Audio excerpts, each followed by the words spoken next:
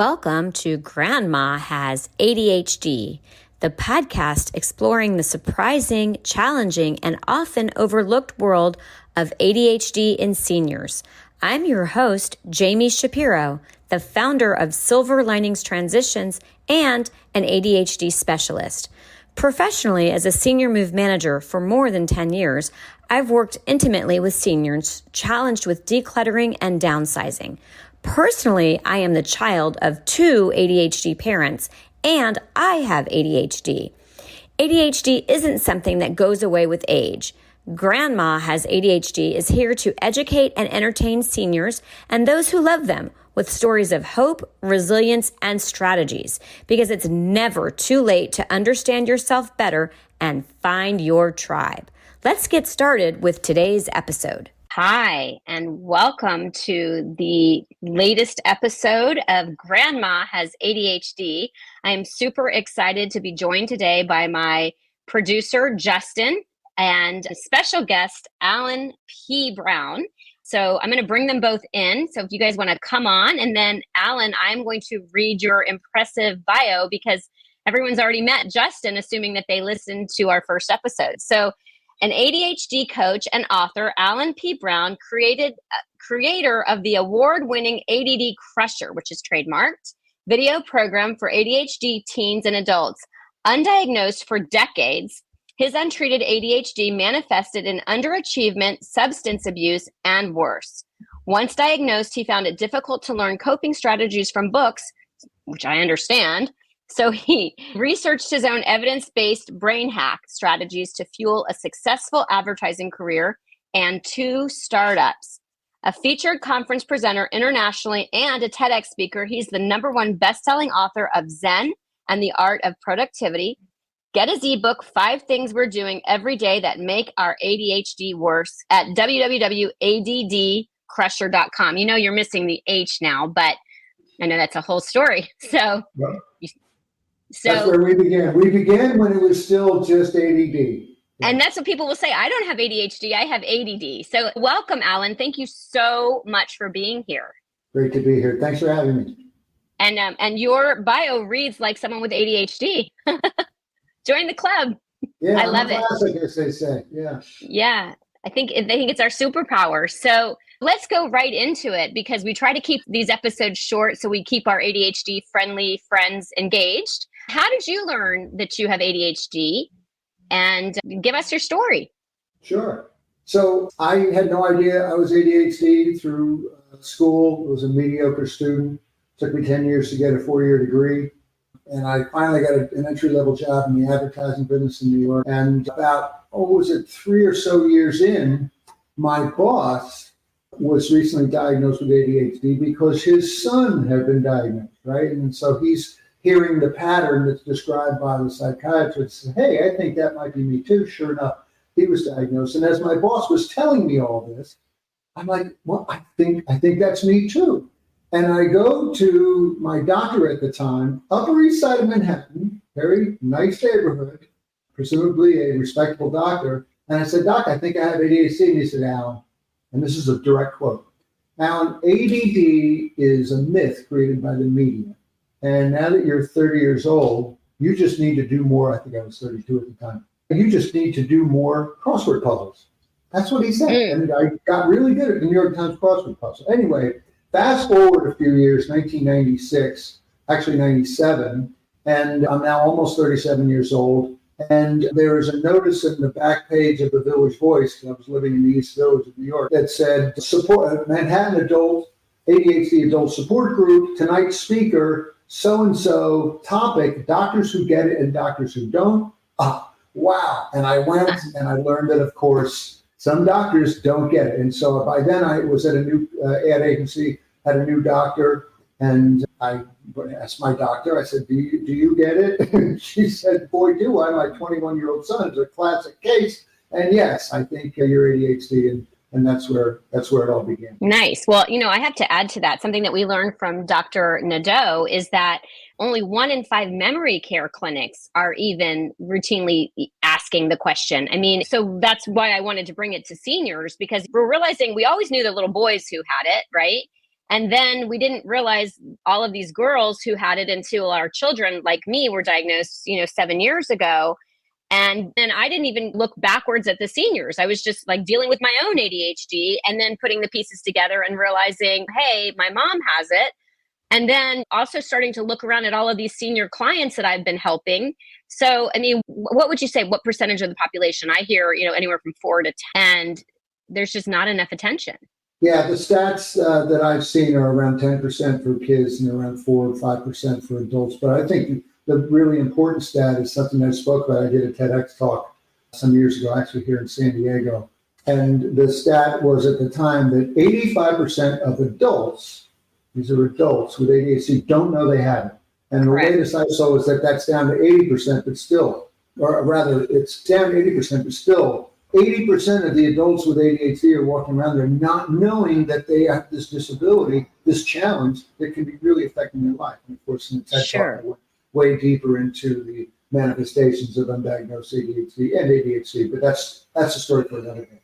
Yeah, no. And I wanted to ask, when you were finally diagnosed, how did you feel? Yeah, I was one from the group that says, oh my God, thank you. This explains a lot. I didn't have any of it. And it's understandable. A lot of folks sort of will be in some denial and feeling that there's still this stigma and this can't be me and there's something wrong with me. I was absolutely delighted. It helped explain my drug abuse and alcohol abuse, my poor academic performance, et cetera. So I was really delighted. And I literally ran from the psychiatrist's office, this is on the Upper West Side, over to Broadway to where they had a thing called a bookstore. I don't know if you remember these. I remember. It's like a building that has books in it. It's amazing.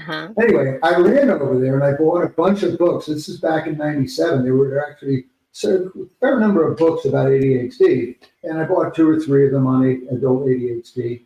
And I get home and I'm all excited. And I open up one of the books. I start reading and then I remember, I'm a crappy reader. What am I doing with these books?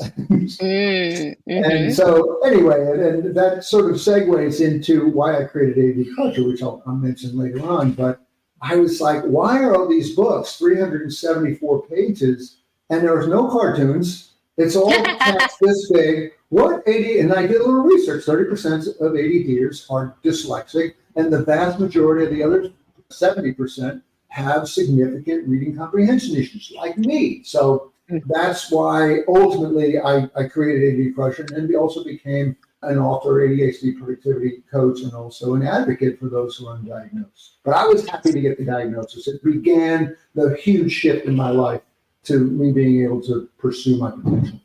So what do you say to people, especially, again, we're talking to mainly a senior population who are discovering it or think they have it. And there was a stigma around it. I announce it. I'm like, it's my superpower. And I remember I was speaking to a group of women and I said something in public about having ADHD. And one of the women who was an emergency room doctor said, that's not something that you shouldn't be announcing. And I was like, well, I mean, I attribute it to so many of my gifts. So what would you say to the older generation who they don't necessarily share the way that these younger people share? They share everything. It's like if you don't have some sort of mental something going on, then something's wrong with you. But what do you say to them?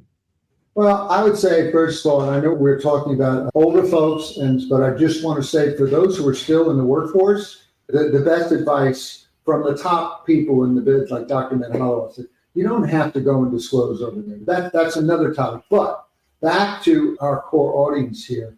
Listen, be you. And if it helps people around you to understand why you lose your keys, why you may be late a lot, why you may be just kind of overly verbal, etc., it might help them to know that. And also know regarding the gift versus curse, yes, it is primarily a curse if you haven't figured out how to make it a gift. Right. But some folks like Jami here, it's like she knew that was a superpower of hers. I didn't realize until significantly after my diagnosis that it was a real gift. But you have to work it so that over time it becomes more and more gift and less curse. But I want to say one more thing on this. I speak frequently, or before the pandemic, I used to speak live frequently at a place here in San Diego called Learning Development Services. And I would speak about once a month to a group of ADHD adults. And what I do is, before I began getting into my topic, I would always tell a little bit about my ADHD story. For instance, what I just described to you about my diagnosis being missed from a knuckleheaded doctor. And then I'll invite folks who are sort of coming into the room to share a little bit of their story. And this one gentleman who had come in and sat right in the front, he was an older gentleman, I mean, really older gentleman.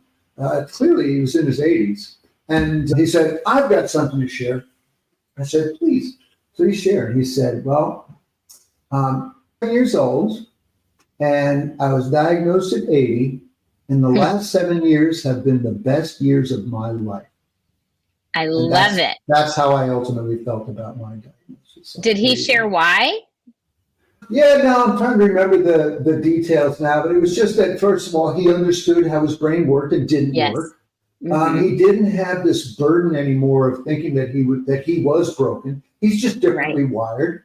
And if I could recall exactly what he said, he might have, everything that he said, he might have also talked about realizing some of the gifts that he had previous to his diagnosis. Mm-hmm. But yeah, it was a great story. It was a great moment for everyone in the room. And I just always like to share that with folks, no matter when they're diagnosed later in life. But anyone who's diagnosed later in life, man, that gentleman just lit me up and lit everybody else up in the room. I love that. Thank you for sharing. And I will say too that for my own life, having now understanding it, I feel like I create a scaffolding around, I know that I'm going to tell you I'm going to remember to do this, but if you don't put a to-do list on where I keep my to-dos, it won't happen. So now I know to say that. So or if I'm, boiling eggs, setting the timer on my phone while I'm standing there, because I'm definitely going to remember this. So what would you say are some of your workarounds, and how does ADHD show up in your life? And then how do you work with your clients? Because ultimately we want them to be able to find you. Yeah. Well, first of all, I just want to say I'm delighted that you used the word scaffold. I use the term brain scaffold because if I didn't have the scaffolding that I've built, and I will share a few of my hacks that are my favorites, but if we didn't build that external structure around our brains, my brain would just be flopping out of my head and rolling around on the floor. So I love that you use that word. But so, ADHD definitely, and I'll say that I'm 90% gift, 10% curse these days. And that's been the case for me for a long time. I've been working for a long time. Diagnosed 27 years ago. And I had actually started to figure things out, some brain hacks before I was diagnosed. And I do a lot of group coaching. I have 66 people in various groups that I coach. I do very little private coaching now. But every once in a while, the topic that I'll share every couple of months, I'll just share, here's how I'm fighting the fight. Because I'm always fighting the fight. I fight the fight every day like everyone else out there. I've just got a really neat Batman tool belt on me that not everybody has, and I just try to share that tool belt. But there are a few sort of hacks or strategies I want to share in a second. But the first thing I'd like to share with our audience is just some sort of principles, some basic facts about our situation here. We are not broken. We are indeed differently wired. But whether we're ADHD or not, we've all got what I refer to as an outlaw brain. That's the part of our brain that just does what it wants to do, right? And particularly if you're ADHD, our brain, but whether you're ADHD or not, our brain wants to avoid discomfort. It wants to seek near-term gratification, near-term benefits. It loves dopamine, right? Again, all the more for ADHD. And so when we are confronted with a difficult task, our outlaw brain, which is the oldest part of our brain, will go, no, that's hard. Let's not do that, Al. I don't want to do that. By the way, my outlaw brain's from New Jersey, so that's why he's Love it. But I said, no, we're not doing that. Let's do that tomorrow. Don't worry. And this is a real important thing. You can hear in your own, mind's voice. If you listen, you will hear your outlaw brain say, you know what? It'll negotiate. It'll say, let's do that over the weekend because we'll have time then. Or you'll come up with some other reason why not to venture into that difficult thing. So I battle that every day. I'm pretty good at it these days. And again, I'll give you a few little hacks in a second. But the next sort of principle I share with everyone is, or rather the other thing that I battle on, I want to get into the principles in a second, but it's just staying focused.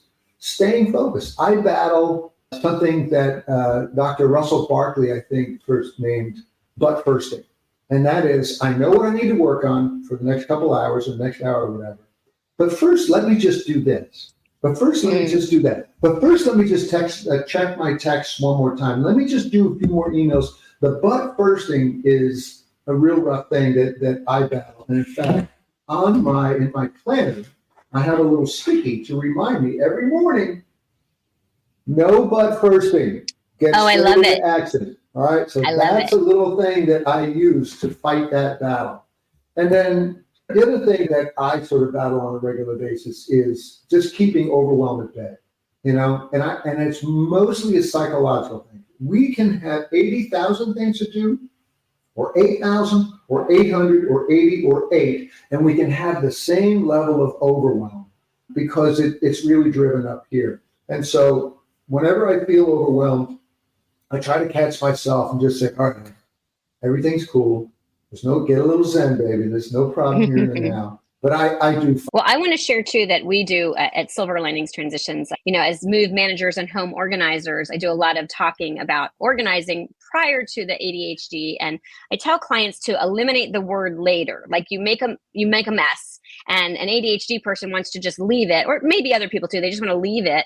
And then what you're doing is you're just deferring a problem. So take care of it now. So that's the other one that I would say that I would recommend to you. And you're covering your eyes. I don't know. No, I know. It's just scratching. I'm loving this again because you and I don't know, we might have a mother from another brother or something, but or no, a brother from another, whatever it is. But well, anyway, you can be siblings with Justin and I because we share the ADHD trait on our father's side. But you just mentioned something that I talk about a lot, which is when we don't put the thing away now, or just do the dish now, or put the sock in the hamper now, we move from something being a task that takes 5 seconds to something becoming a project, which now takes an hour and which we'll avoid. The pile of laundry versus the sock, the one dish versus the sink full of dishes. So I just wanted to echo that wonderful thing that you just shared. And I hope everyone heard that and keeps that in mind. I appreciate it. And then the only other one that I want to share that I tell people to do when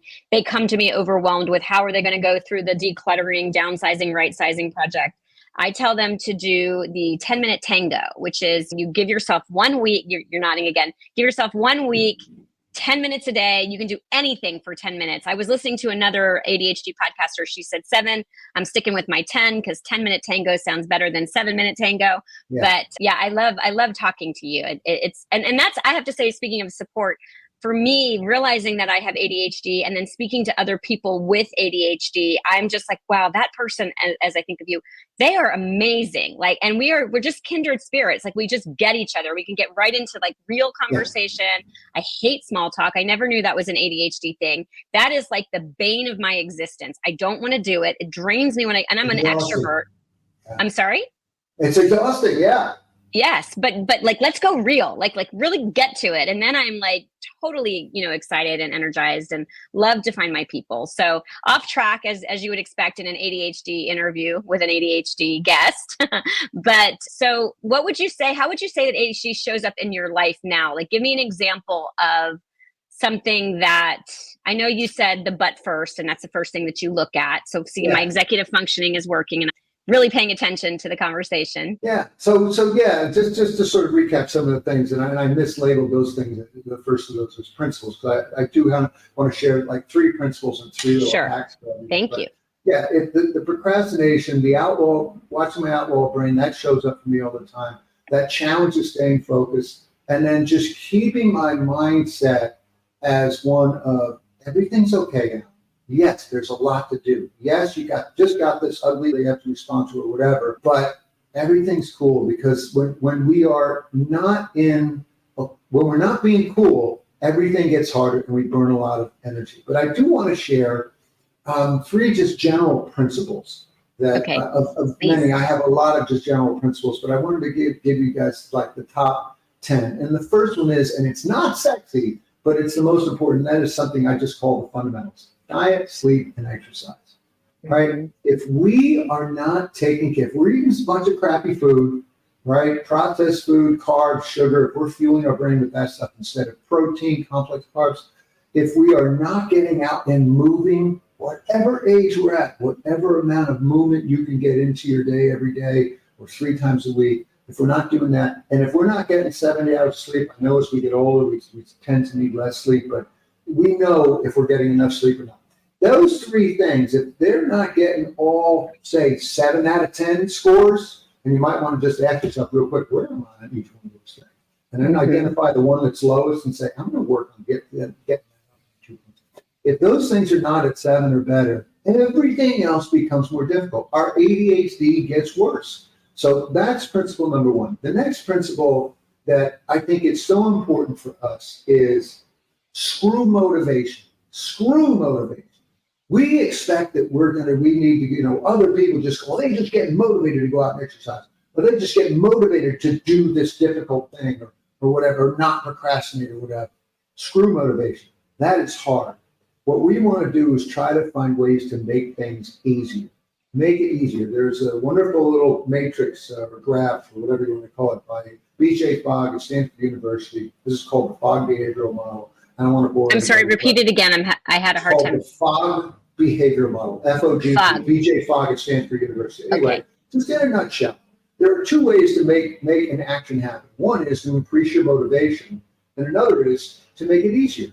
If your motivation is low and it's really hard, you're not going to get above what is known as the action curve. Right. But if you're not that motivated, but you can make it really easy, you can get up above that curve over here. So I don't focus on motivation. Let Tony Robbins have that with all due respect.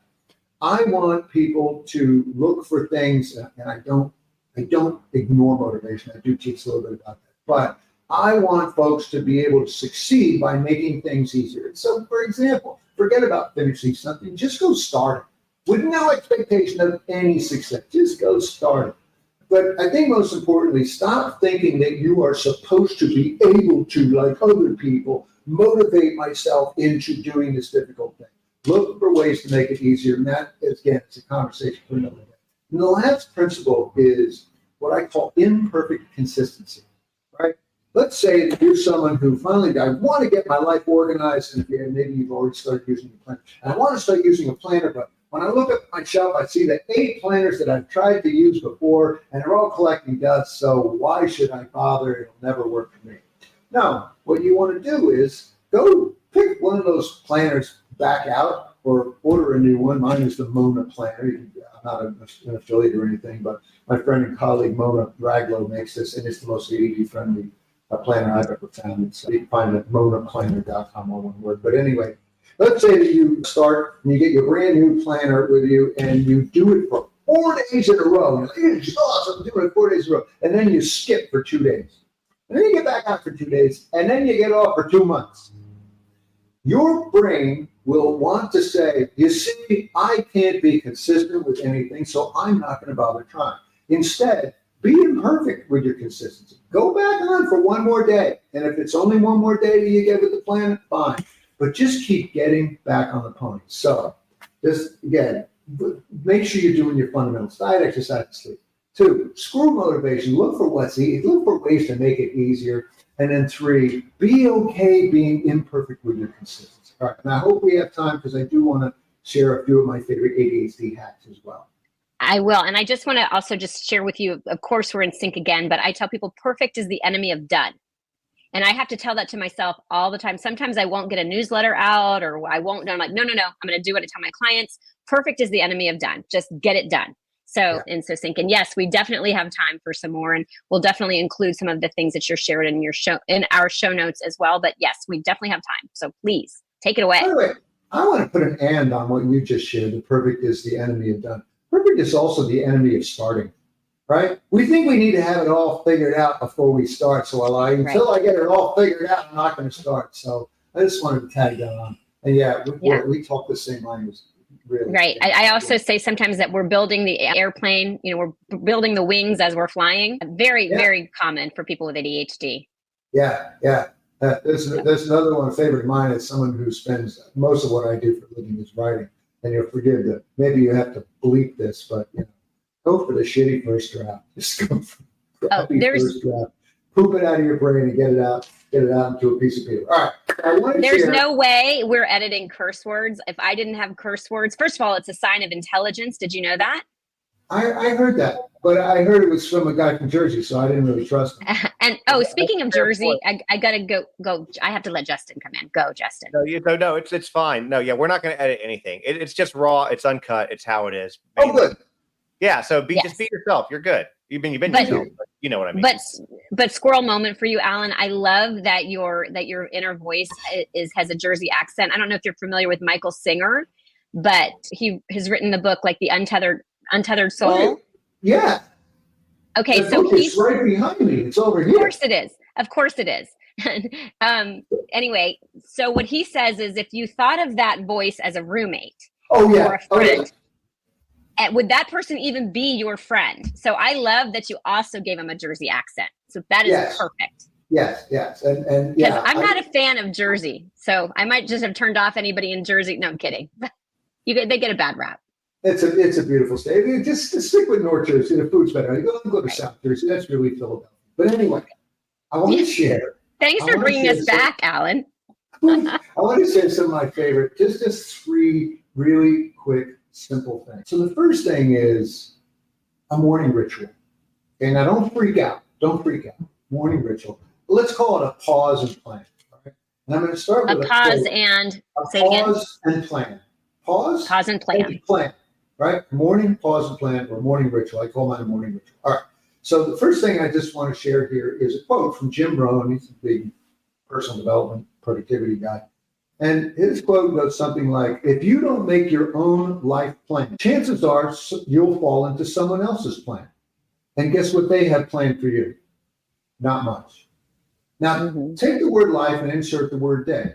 If you don't make your own plan for your day, chances are you're going to fall into other people's plans, other people's agendas, other people's emails.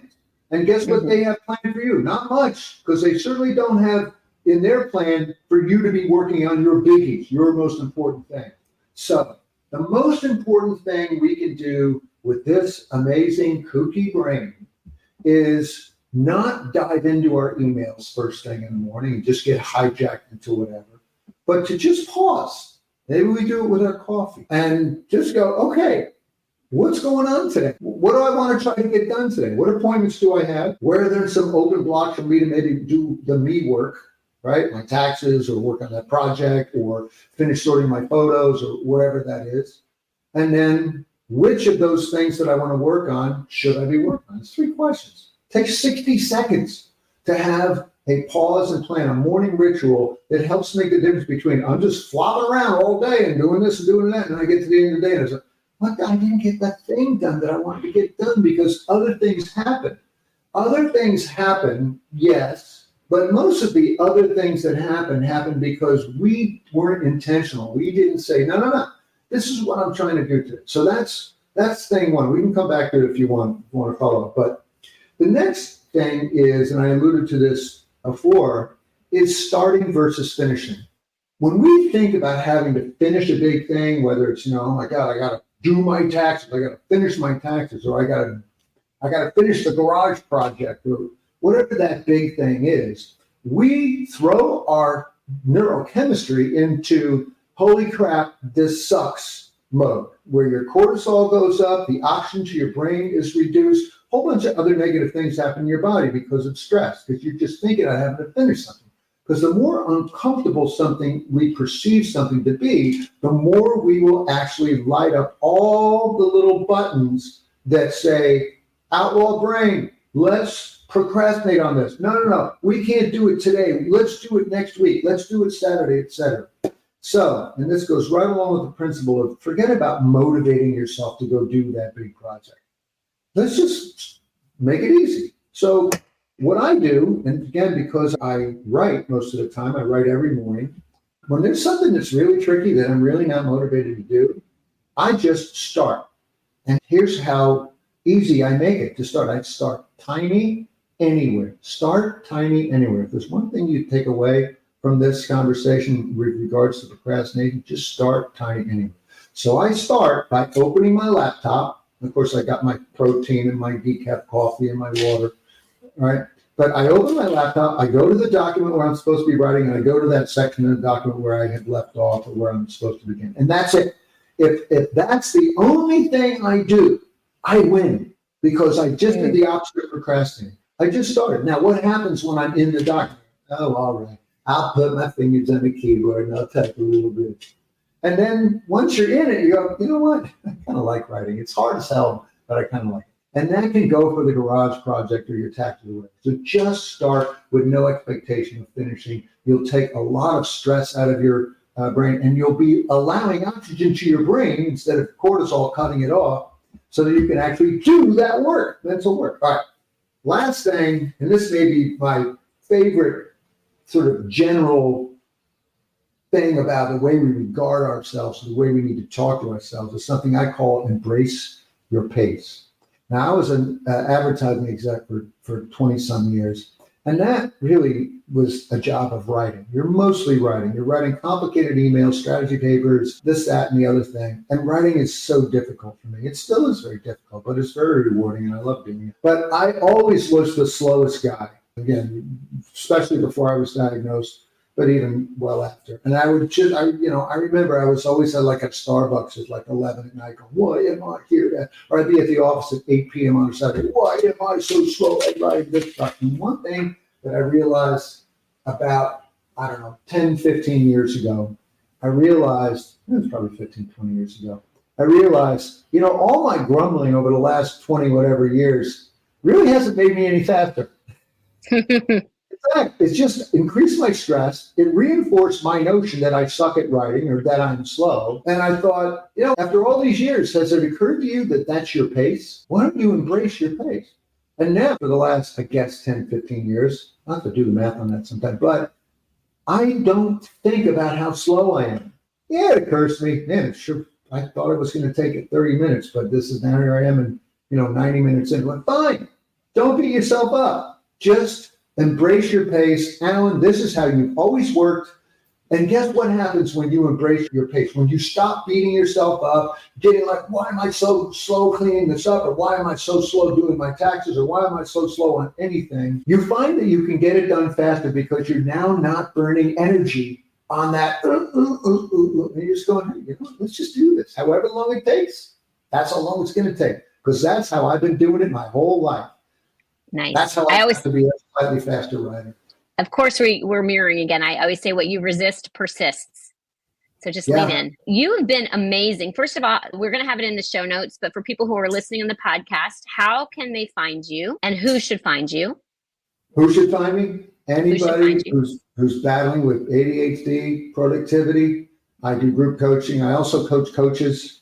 I have 3 coaches masterminds with them. I coach 30 coaches in 3 different masterminds. But the best way to find me is to go to addcrusher.com. This is the program that I created 12 years ago. It's an award-winning program that, when opening those books, remember when I was first diagnosed, opening those books, it was like, why doesn't anybody, 370 some pages of just text this big and no cartoons, no pictures, no diagrams even?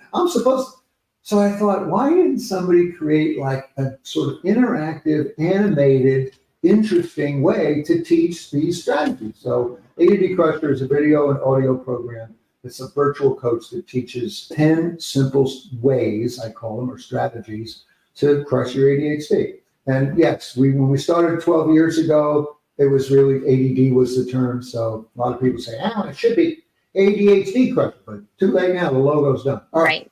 And then I also want to offer a little free thing for everybody, and it's what I call my formula for focus squared.